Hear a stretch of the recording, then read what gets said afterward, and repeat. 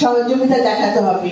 কারণ আপনারা জানেন যে কিছু মহল আছে যারা এখনো বিভ্রান্ত করার চেষ্টা করছে।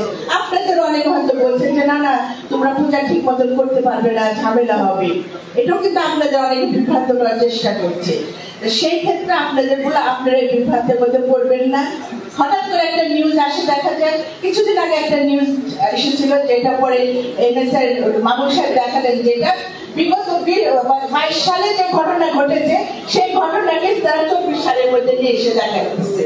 সেটা ওরা প্রমাণ করে দিতে পারছে, প্রমাণ করতে পেরেছে দেখে কিন্তু আমরা রক্ষা পেয়ে গেছি। কারণ প্রমাণ তো নাও করতে পারতো, সুযোগ যদি না থাকতো।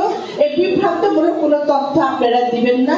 আর আমার সাংবাদিক ভাইরা এখানে সবাই উপস্থিত আছে, আমি তাদের বলবো আপনারা প্রত্যেকটা যখনই কেউ আপনাদের ফোন দিবে, কোনো যদি কখনো কোনো ইনফরমেশন আছে আপনারা তড়িঘড়ি করে সেখানে চলে যাবে এবং সাথে সাথে একটা ব্যবস্থা নেওয়ার চেষ্টা করবে।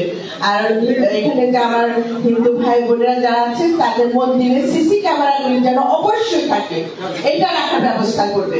সিসি ক্যামেরা কোনোভাবে সিসি ক্যামেরা থেকে দূরে থাকা যাবে না।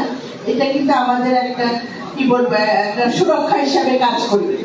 এদিকে আপনাদের সবাইকে সজাগ দৃষ্টি রাখতে হবে। আর আপনাদের পূজা মণ্ডপে আমি জানি অনেক হত দরিদ্র পূজা মণ্ডপ আছে, যারা অবস্থাশালী আছে আমি তাদের কথা চিন্তা করবো না। যারা প্রবীণ অবস্থায় আছে, খুবই অসহায় অবস্থায় আছে যে পূজা মণ্ডপগুলি, সেখানে আমি সহযোগিতা দেওয়ার চেষ্টা করবো। আমার সামর্থ্য অনুযায়ী আমি আপনাদের পাশে থাকবো। আর পৌরসভার যে কথাটা যেহেতু আমি আগে ওয়াদা দিয়ে ফেলেছিলাম, যদি সরকার থেকে যদি কোনো ফান্ড না আসে সে সহযোগিতাটা আমি আপনাদের দিব। আমার সবার কাছে আরেকটা অনুরোধ থাকবে, আমরা যেন এই কাজকে যে আমরা মিলন মেলাটা হলো এটা যেন আমরা ধরে রাখতে পারি, পূজার পরে যেন শেষ না হয়ে যায়। দেখা যেন পূজা হয়েছে এখন আমরা সবাই ঠিকঠাক থাকি, পূজার পর আমাদের সম্পর্ক না।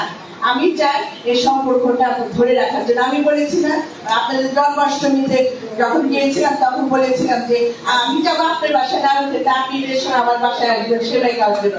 যদি না আসে তখন মনে করবো আমার কথাটা আপনারা শুনেন নাই, আমার বাসায় এবার আসতে হবে সবাইকে। প্রত্যেকটা মন্দির আপনাদের কাছে আপনারা সবাই আমার বাসায় দাওয়াত থাকে, ঈদের দাওয়াত দিয়ে রাখলাম অ্যাডভান্স আপনাকে। আপনারা ভালো থাকেন, সুস্থ থাকেন, সুন্দরভাবে আপনাদের পূজাটা সম্পন্ন হোক, এটা আমাদের সবার কাম্য। ধন্যবাদ সাগরকে, ধন্যবাদ আমার মানিকগঞ্জবাসীকে, ধন্যবাদ।